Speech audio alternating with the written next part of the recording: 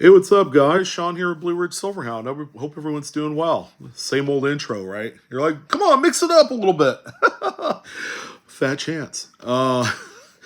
So I wanted to take some time to discuss the up to date production numbers from the U.S. Mint regarding coins that were produced for circulation. The talk of the town is that production of 2024 coins is a heck of a lot lower than what it usually has been. And your suspicions are actually correct. They are way down, way down. So let me do this, starting out with what last year's numbers were for circulating coinage. Now we're going to do kind of like the production of each one of the denominations, and then follow that up with a cumulative total of all the things that were produced in 2023. And we're going to compare it to 2024. And boy, these numbers are incredibly telling.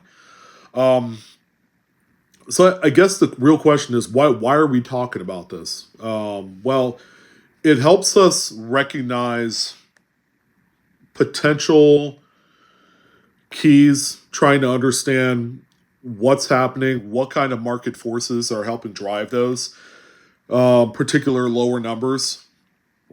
So I'm not going to go by mint for each coin, but I'm going to give you guys a total number. So Denver and Philadelphia mintages of the Lincoln cent, nickel, dime, quarter, half dollar. Shoot, I'll even throw in the Native American dollar, even though those are considered NIFC.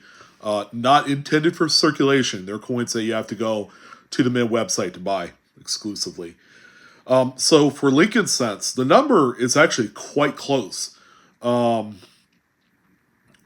as you guys know, business strike coinage are produced at the Denver Mint and the Philadelphia Mint. So Philadelphia Mint, anything east of the Mississippi, good rule of thumb is where the circulation patterns are going to be there. Denver Mint, anywhere west of the Mississippi River. All right, I like to use kind of like that, the river as a mark, of to help illustrate in the brain where exactly the circulation lies. So for 2023, okay, these are our numbers. So for the Philadelphia Mint, Lincoln cents, 2,262,000,000 pieces were produced. So it's what I consider to be a normal number for Lincoln cents. It's always a larger production. Denver Mint, 2,260,800,000. That's what I see there. So it's only like 2 million. The production is so close to being similar. The total number, 4,522,000,000 and some change. The nickel. Okay, the nickel, let's see, for the Philadelphia, 692,600,000. The Denver minted coins, 734,800,000. So again, numbers that are pretty close to what they should be. Actually, they are on par. The big year, I believe, was 2015, where it was over 800 million. A total figure of both mints for the nickel, 1,427,000,000 and some change. Okay, the dime. Dime, you would consider probably, oh yeah, it should be lighter as far as the production. Not so. It actually beats out the quarter and the nickel, believe it or not. So for the Philadelphia coins, 1,410,000,000.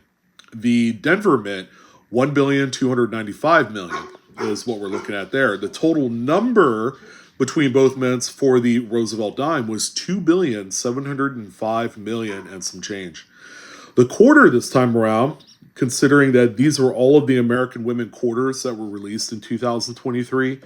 So for Philadelphia production numbers, again, the numbers are very similar between both mints here. 1,335,000,000, which puts it under by about almost 80 million compared to Roosevelt dimes. Very strange. And for the Denver Mint production, very close, 1,330,000,000 and some change. Altogether, 2,665,000,000 and some change.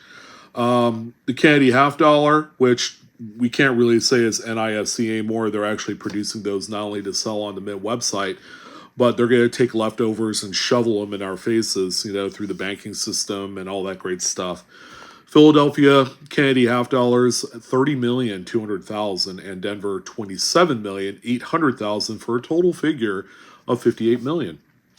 And those pesky Native American dollars everybody loves to hate. Actually, they're okay. They just don't circulate as well as a traditional dollar bill does. So for Philadelphia and Denver, respectively, the same number, 1.12 million apiece. Total is 2.24. Okay. So that, ladies and gentlemen, represents each one of the denominations for 2023. But keep this number in mind. For the total production across all the coins for both mints, we have a total number of 11,381,000,000. All right. That's a pretty big number. That's stout. But you got to remember, that's kind of like the same trajectory it's always been for about the last 7-8 years. So it is on par. It's actually down a little bit from what I understand. All right. So the next one here, we're going to take a look and see where 2024 coinage lies. And this is kind of interesting here. There is one standout among the whole soiree. I'm just going to go ahead and let you guys know right off the rip that the Native American dollars, they had already produced all of them that they were going to produce for the year. And guess what? It's the same figure, 1.12 million per Denver and Philadelphia type. So a total of 2,240,000. So writings on the wall, those are intended to be distributed via the U.S. Mint store and various other things like that. The candy half dollar, as you would expect, is going to be light on the mintage as well. Philadelphia is actually lower than Denver this time at 9.9 million and 11.6 million for Denver. Total number as of today, 21.5 million. So it's down quite a bit compared to last year's figures, but keep in mind we also have 4 months left in the year. So I figure we'll just go ahead and do the Lincoln Cent. Lincoln Cent production is going to end up being, I think, a little bit lighter this year, in spite of things, I guess. So as of right now, the Philadelphia production, they will continuously produce 2024 coinage all the way till the end of the year. So these numbers that I'm telling you right now from the U.S. Mint website are still fluid. They're still updating these, I would imagine, weekly. So Philadelphia Lincoln Cents, 734 million. So we're not even to a billion yet. And Denver Mint production, 780 million for a total number of 1,515,000,000 total Lincoln Cents produced. Hope you guys are enjoying that. Here's a one that is ominously low. Jefferson Nichols. Okay, Jefferson Nichols. And I'm gonna tell you how close it is to the 2009, what we consider modern keys. The very coins that to this day, if you had a BU coin, you could easily sell them for $5-10. That's the 2009 Jefferson Nichols, which had quite a low, staggeringly low mintage. This year's production is really close to that. Starting with the Philadelphia Mint for the nickel, 36,720,000. That is low. And the Denver Mint, 32,880,000. So compared to our 2009 mintage figures, Philadelphia Mint was actually lower. This time the Denver Mint is lower. Philadelphia Mint, 39,840,000. All right, so they're about 3 million away from hitting that. The Denver Mint, I don't know if they're going to make the Denver Mint numbers from 2009. We might be talking about a new modern key here. So in 2009, 46,800,000 compared to this year's figure of 32 million. So right now they are under by approximately 14 million pieces. If we were going to do our math, they're probably on par to hit that 46 million unit number. It's going to be awfully close if we're going by if we're going by you know, 4 month cycle, because there's 12 months in a year. So a third of the year, you know, they had produced 16 million to another 16 million to another. And considering we're heading into the holidays, I'm thinking that they're going to come close to being under target compared to the 2009 coins. That could be a big deal. And I'm looking all over eBay. It's not like there's an overabundance of 2024 Jefferson nickels. They are non-existent. There's not a whole lot of them. So that could be quite interesting. The Roosevelt dimes look okay. For Philadelphia, they're at 92,500,000. The Denver Mint, quite a bit higher at 138 million. So they are up 46 million total pieces above and beyond Philadelphia Mint. And finally, the quarter. The quarters seem to be circulating as fine, but they are going to be way lower too compared to last year. So we might be looking at somewhat of a lower mintage anomaly here with the quarters. So Philadelphia, across all of the releases of American Women quarters thus far, 525 million. That's really low for some of these multi-year programs. The Denver Mint, 537 million. So right now, a cumulative total of all the coins made so far in 2024 across all the denominations, 2,901,000. And I have to apologize. A lot of you said, I'm not finding any of these coins anywhere. What's going on? All right. Now I'm like, oh yeah, maybe they're just a little bit, you know, slow in the production department. But they're not even at 1/3 the number of what they did last year. Remember, they were at 11 billion over that for the entire year. Right now, they're not even sitting at 3 billion for all of 2024 coinage with 4 months remaining. We're about ready to turn the calendar into September. We're like a week away. All right, so this is, and it's the holidays. There's going to be people taking time off even at the Mint. It's going to be quite the kind of turn of events. I don't know if I'm excited or whatever. You know, now the question is, do I go out there and buy nickels right now? You know, as kind of like a snap decision based off of the numbers we see. I don't know.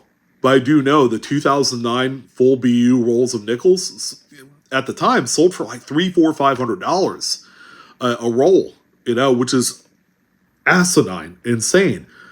But I don't think they're really selling for that much right now. But at the same token, I don't think people realize just how low the production is on nickels.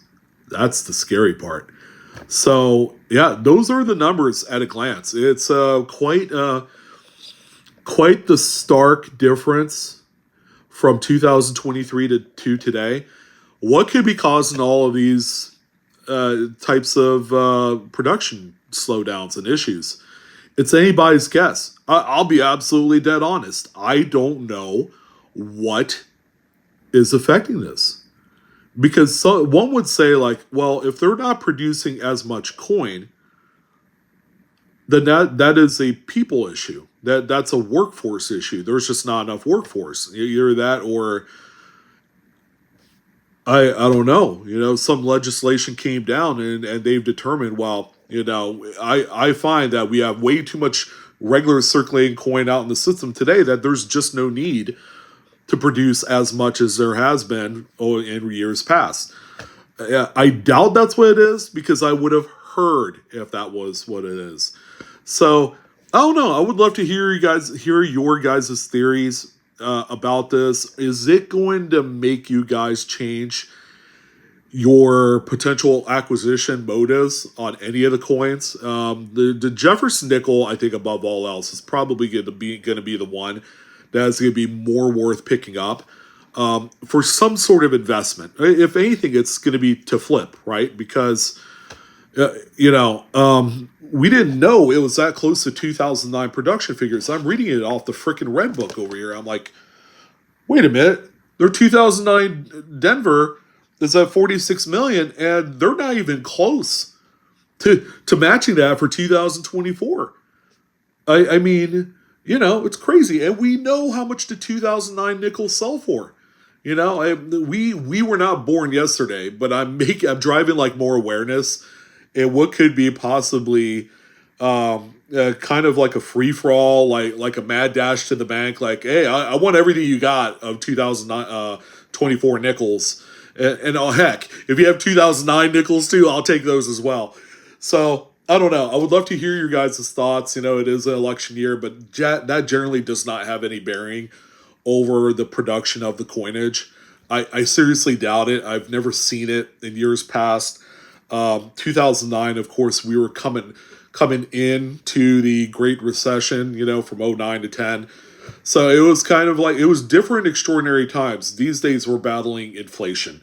So I would imagine that U.S. Mint employees are getting paid more money today than they were 15 years ago. Okay, that's pretty much, a foregone conclusion that is the case, that is what is happening.